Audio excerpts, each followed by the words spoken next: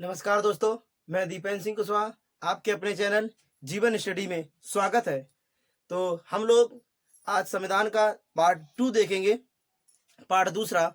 इससे पहले हम लोगों ने संविधान का पार्ट 1 देख चुके हैं, जिसमें से हम लोगों ने संवैधानिक इतिहास की बात कर रहे हैं और उन संवैधानिक इतिहासों में हम लोग 3 आर्टिकल को देख चुके हैं। एक आर्टिकल 1700 जिसे कहते हैं अधिनियम, और वो अधिनियम क्यों आए तो उसकी चर्चा हम पीछे कर चुके हैं। तो अगर कहा जाए कौन कौन हम पढ़ चुके हैं, 1773 पढ़ चुके हैं, रेगुलेटिंग एक्ट पढ़ चुके हैं, एक आता है पिट्स इंडिया एक्ट पढ़ चुके हैं, और इसके बाद में हम लोग आज पढ़ेंगे कुछ चार्टर पढ़ेंगे। और चार्टर का मतलब है जो कंपनियों के अधिकारों को या कंपनियों के अधिकार को नियंत्रित करने के लिए या उनके कार्यों को नियंत्रित करने के लिए कुछ राजलेख आए थे। उन राजलेखों को बोला जाता है, राजलेख के नाम से कुछ पत्र जारी हुए थे, उन राजलेख पत्रों को चार्टर बोला जाता है। तो हम उन्हीं चार्टर की बात करेंगे। तो सबसे पहले जिन लोगों ने वीडियो को अभी तक लाइक नहीं किया भैया तो कर दें, और चैनल को सब्सक्राइब भी कर दिया करें, और शेयर भी कर दिया करें, और बेल आइकन को तो जरूर दबा दिया करें, जिससे आपको समय समय पर नोटिफिकेशन मिल सके और आपको जो वीडियो डाला जा रहा है।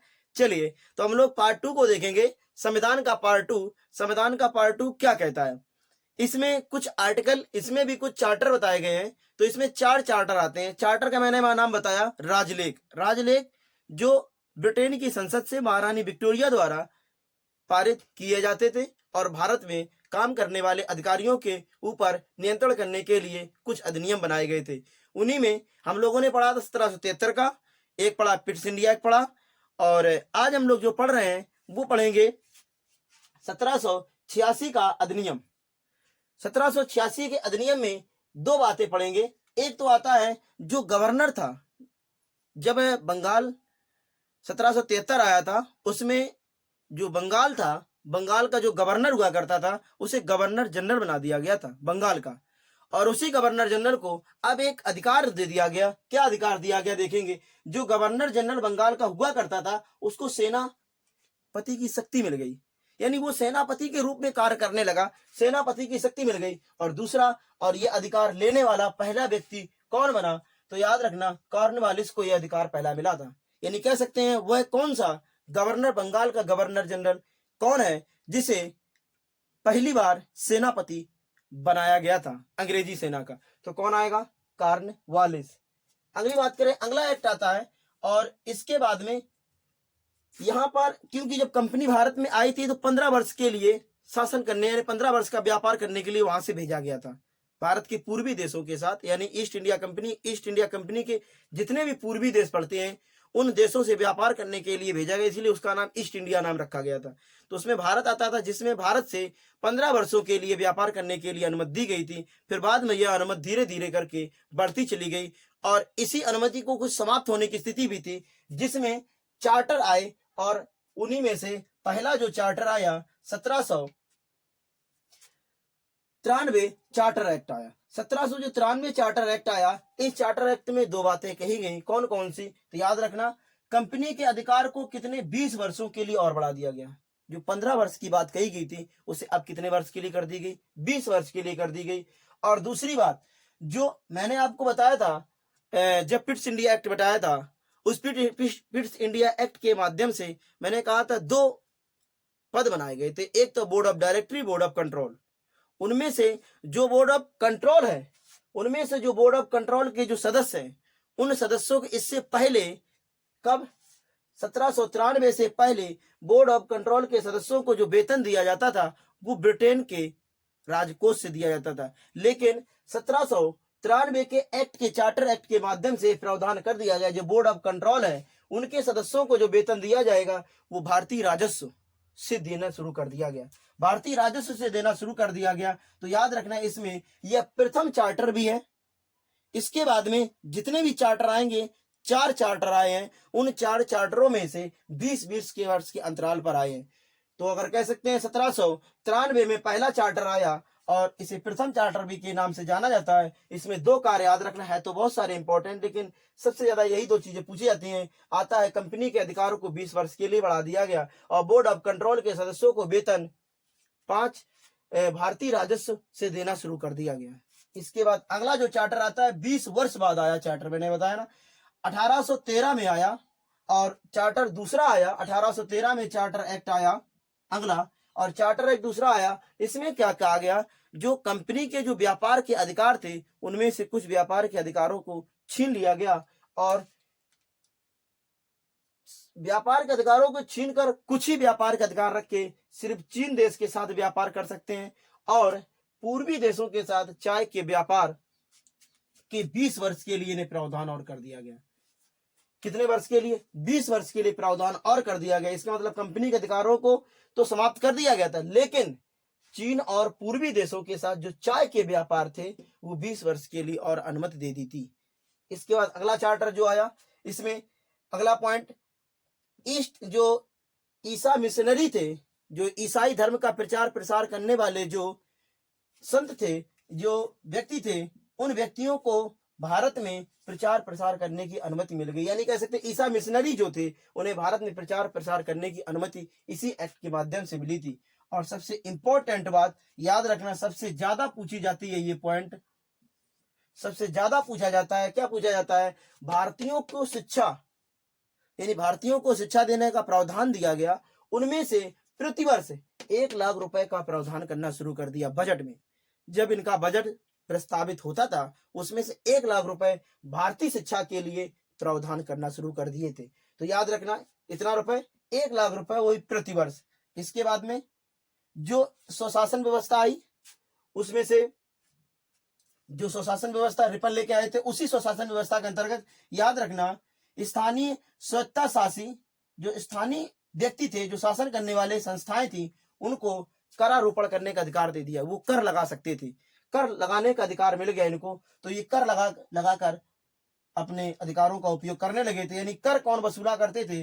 तो स्थानीय स्वायत्तशासी संस्था जो थी वो कर वसूलना करती थी। इसके बाद में जो कलकत्ता प्रेसिडेंसी, 3 प्रेसिडेंसी मैंने बात कही थी, कलकत्ता, मुंबई और मद्रास प्रेसिडेंसी जो हुआ करती थी, उनमें जो सरकार हुआ करती थी, उन सरकारों को विधि बनाने का अधिकार, अगर विधि बनाएंगी तो विधि बनाने से पहले उन्हें ब्रिटेन की संसद से अनुमति लेनी पड़ेगी। तो याद रखना मैंने क्या बोला, कलकत्ता, मुंबई और मद्रास की सरकारों अगर कोई विधि बना रहे, कोई कानून बना रहे, उस विधि बनाने से पहले उन्हें ब्रिटेन की संसद से अनुमति लेनी पड़ेगी। यह प्रावधान भी हमने 1813 के एक्ट के अंतर्गत किया गया। इसके बाद में ये तो इतने पॉइंट हुए। अगला जो चार्टर आया 20 वर्ष बाद फिर आ गया, और वो आया 1833 चार्टर। 20 वर्ष बाद आया 1833 चार्टर। इस चार्टर के माध्यम से क्या किया गया, याद रखना, ऊपर जो चार्टर बताया था इसमें गवर्नर जनरल जो था को सेना का अधिकार दे दिया गया था। लेकिन अब जो बंगाल का गवर्नर जनरल हुआ करता था 1833 में, अब ये प्रावधान कर दिया गया, जो बंगाल का गवर्नर जनरल हुआ करता था लेकिन अब पूरे भारत का गवर्नर जनरल बन गया। तो इसमें क्या प्रावधान किया गया, बंगाल के गवर्नर जनरल को संपूर्ण भारत का गवर्नर जनरल बना दिया गया। तो आप लोग कमेंट में एक क्वेश्चन बताएंगे, बंगाल का जो गवर्नर था उसे बंगाल का गवर्नर जनरल किस अधिनियम द्वारा बनाया गया? जरूर कमेंट करके बताना। अगर आपने वीडियो देखा होगा पीछे वाला तो आपको इसका आंसर जरूर मिला होगा, और स्टार्टिंग में भी मैंने इस पॉइंट की थोड़ी चर्चा की थी। तो याद रखना, कमेंट करके जरूर बताएंगे, जिससे पता चलेगी आप लोग पूरा वीडियो देखते हैं या नहीं देखते हैं। देखेंगे, आगे आते हैं, या आप लोग स्क्रीनशॉट लेके काम चला लेते हैं। आगे आए तो हमने बात की बंगाल का जो गवर्नर जनरल हुआ करता था, अब वो संपूर्ण भारत का क्या बन गया, गवर्नर जनरल बन गया। और संपूर्ण भारत का गवर्नर जनरल बनने वाला पहला व्यक्ति कौन रहा? तो वो मैंने लिखा है, प्रथम व्यक्ति कौन बना? विलियम बेंटिक बने थे। ठीक है, विलियम बेंटिक। अगर कहा जाए, मैंने कहा प्रथम गवर्नर बंगाल का तो रॉबर्ट क्लाइव बनाए गए थे।